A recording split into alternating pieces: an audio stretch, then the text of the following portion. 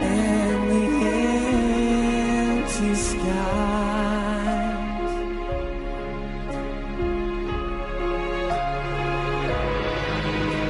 First time ever I land with you. I feel your heart so close to mine.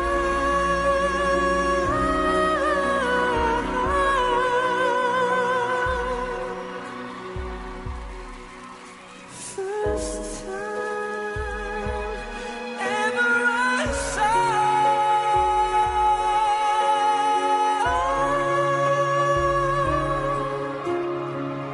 your face, your face,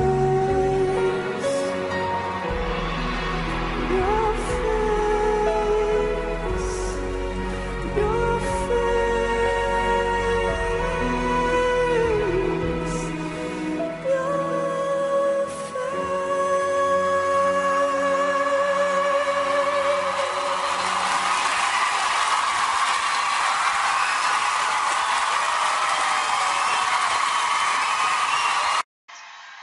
And this guy is gonna scream how he loves him, right? Okay. So first time, I mean, and the sun and the moon were the gifts you brought to me. What is the meaning of that? Can we extract the meaning out of that?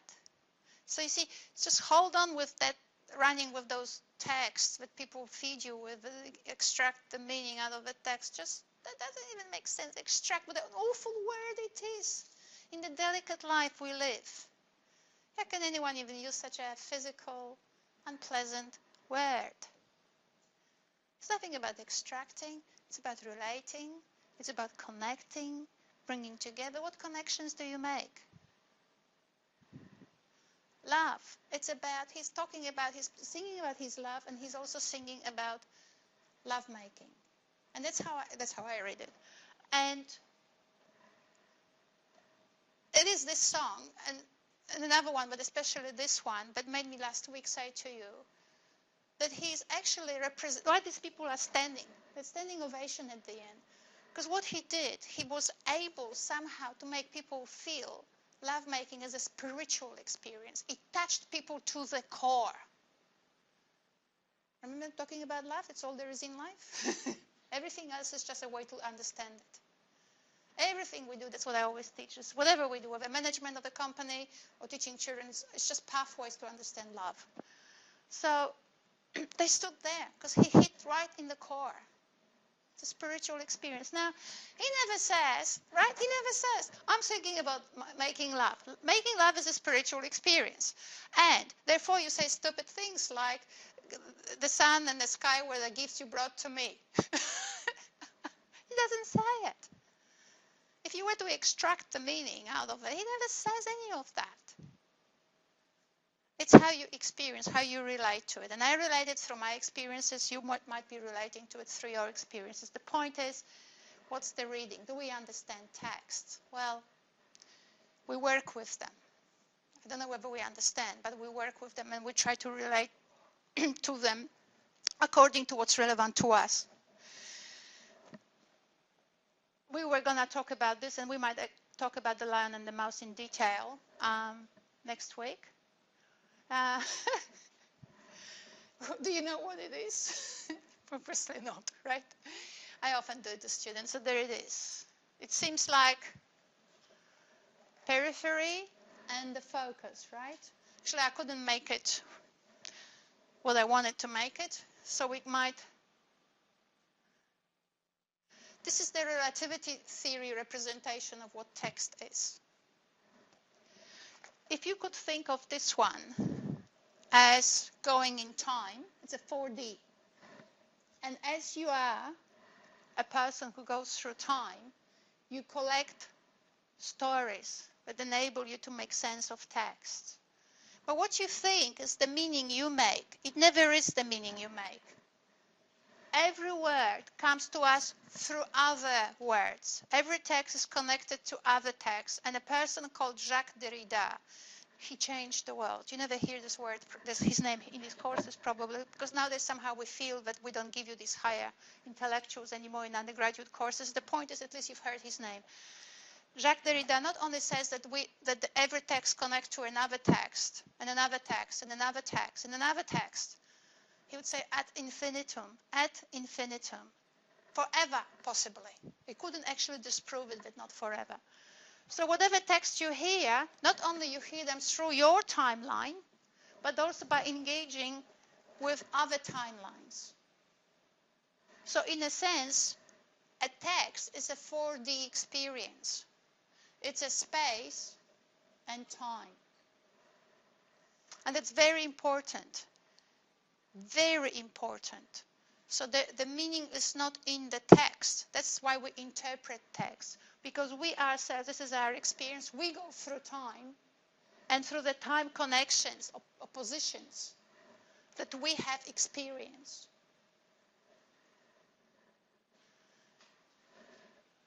In a sense, we could think, Jacques Derrida would say each of you is a text, connected to other texts through space and time. Very important, because this representation makes you start thinking that the meaning is not in the text, it's in those connections. And they very much put a person, a student, in the center. You couldn't talk. And the reason why I was talking about Matt Cardle today, that singer, was that I wanted you to, like I did last week, to relate to a text that you as an adult can relate. If I gave you Lion and the Mouse, it kind of doesn't touch you in your heart, you don't feel it. I wanted you to feel it, because emotion is the primary motivator of anything. The logic is actually emotional. It has nothing to do with paths of truth. So once we actually saw how complicated understanding of that song was, you can then see that for the child who is 5 or 6 or 7 or 3, the same happens, but at their level. So Lion and the Mouse will be for them what for you was that song. The meaning is not there. And you'd say, Ania, there's a metaphor. No, everything is a metaphor, because metaphor is basically text that come to us. Every word is a metaphor for something. Everything is connected to another thing and another thing. There's no such a thing like a real literal meaning. It could be more agreed than less agreed currently, and it changes. So we have a learner here going through his or her time, and that time is created. The time creates also space, and that space is the configurations that they locate themselves against through their experiences. And those configurations actually are not innocent. They actually come through thousands of years to us. We are the next evolutionary step of human civilization. We are not just today.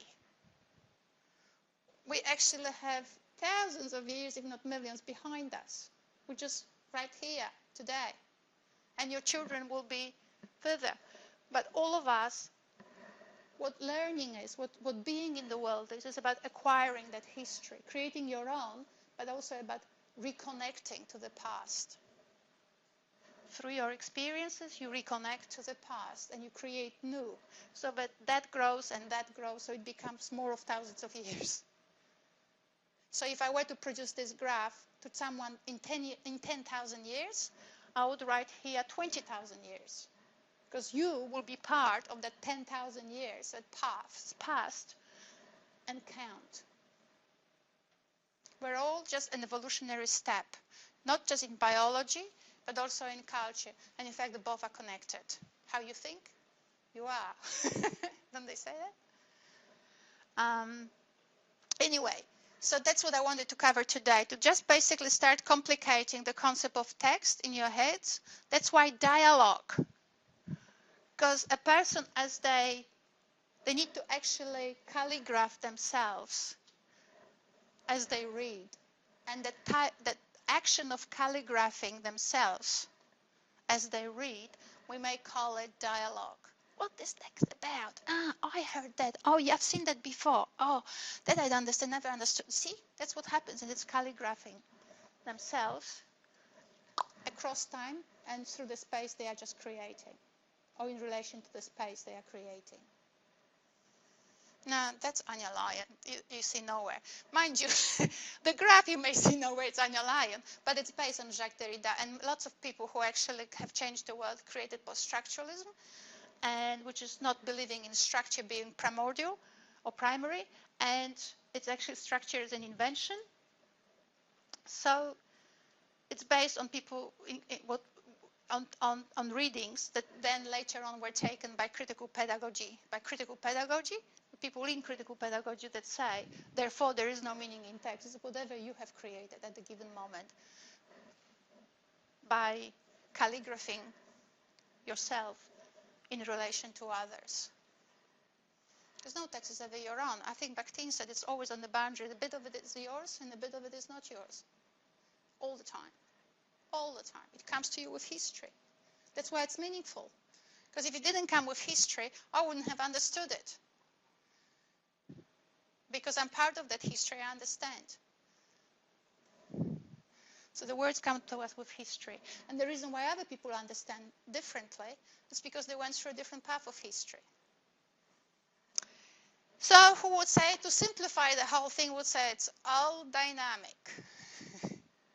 And creativity will be about bringing it out.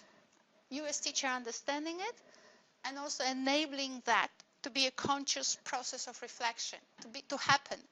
As opposed to today we do this book, and I will read it to you because I can, and you can't. Of course they can't. Can you think of ways that they can actually help themselves? So when you read someone who wrote the text approach in the 60s, obviously they weren't thinking of technology, but today there's no excuse. We can do lots of things which are self-empowering to children and fun.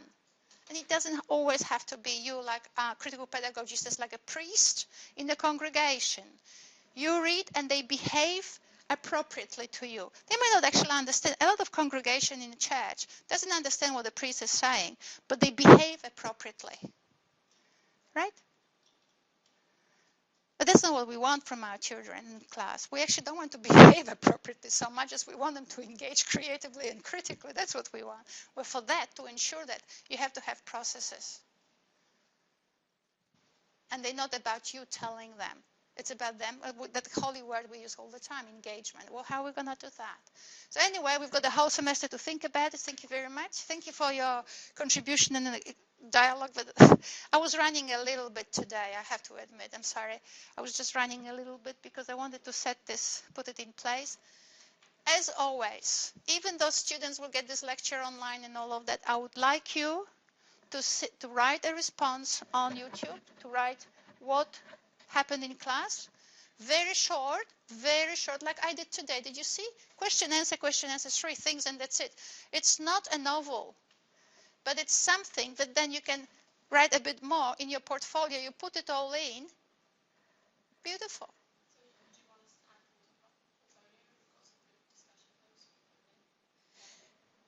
Say it again. That's okay. We can put our posts into our portfolio. Those texts directly. Copy and paste. That's why they're there. They're there to copy and paste. But because you are the author, make sure that it's coherent and smart, as opposed to just because you copied and pasted, I should accept it. Not everything that is on this learn line is what it's written by one person. Therefore, you as the author, you have to you may copy and paste, but then you have to see how it responds to the questions in the assessment and whether it's actually coherent across. I mean, inside and also across to the concept of literacy that you will be teaching. I mean, you'll be defining. So, yes, there's no plagiarism or anything. That's why we're doing this. We're doing this now. So, because I get these calls from students and they say to me, Ania, what do you mean by portfolio? What do you mean? I don't mean anything. It's just a text. It's online or through PowerPoint to have multimedia. But because it's a text, it requires reflection. Why don't we just do it together? It does 2 things. Cuts the pain. And actually, we start actually focusing and putting it in writing. So we went through verbalization. And now we can actually put it in writing, which is a summary, a clear summary of what happened. And even though it's only 3 sentences like we did today, you understood it. You were right with it. And the lecture took more than an hour. Right? But 3 sentences and you were right there, understood everything. So when you actually write your portfolio, you cut, you copy, paste, and then you make sure that there is coherence to the definition of literacy you use. I strongly disencourage using Winch literacy definition. I think you need to, and because Winch literacy definition focuses, it's a little bit, for lack of a better word, traditional. It doesn't even have one word about being critical user of texts. Right? And that's really important because literate person, reading anybody can read. Your dog can actually read signals.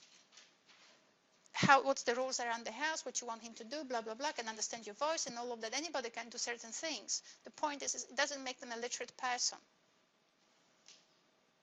And that's what we want from our children, not just be able to tell the difference between A and B. Schooling is not for that. Okay, so I'm happy that we covered some things. And this is like week 3, where we still were sort of talking about the reader, but moving now towards the text. And we will be, whatever today we did was, and I'll just give you a clue, was tools for thinking. It really wasn't a discussion. And it was you engaging with those tools, trying to make sense. And it's a different way of actually structuring your activities or your lessons in reading. You with students explore tools in order to later on see what we can do with them, rather than have a discussion and then apply and then assess. That's just not done. Discussion when children have no tools to use. It's like one of you said, it's an exam. Children don't have tools. You didn't give them any tools. They have no expansion. They have nothing. And you say, come on, tell me. Now we can apply it, and then I'm going to assess. You give them no tools. Where was the actually a reading activity here? Oh, we made them read. Yeah, right. That's not what reading is. So all of that will be unraveling as we go. Thank you. Any questions do you have?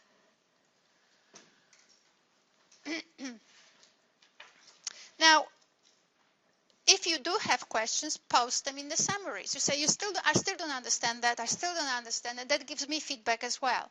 But it also makes other people feel that not understanding is okay.